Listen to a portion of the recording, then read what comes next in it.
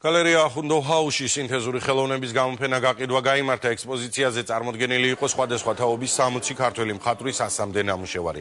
ხელოვანებმა პროექტის კონცეფციის მიხედვით ყოფითი საგნები გამოიძიეს და გარდასახეს ხელოვნების ნიმუშებად. გამოფენა მიზნად ისახავს ქართული ხელოვნების პოპულარიზაციას როგორც ქვეყნის შიგნით, ისე მისი ფარგლებს გარეთ.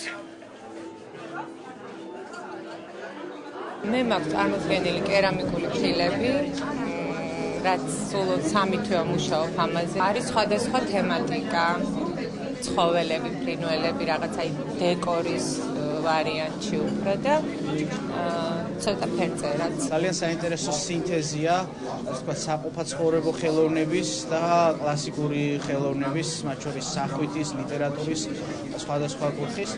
ჩვენ 2013 წლის ბოლოს ერთი მსგავსი გამოფენა დავაფინანსეთ და იმდენად დიდი იყო და შთამბეჭდავი შედეგი, რომ გადავწყვიტეთ, რომ ანალოგიური ცოტა უფრო სხვა ჭრილში და უფრო გამრავალფეროვნებული წელსაც უნდა წარმოგვედგინა. პირველი გამოფენა ამის მერე უკვე იგეგმება აზერბაიჯანში, ბაქოში და შემდგომ უკვე არგენტინაში, ეს უკვე რაც ვიცით და შემდგომ უკვე ვნახოთ რა და როგორ იქნება.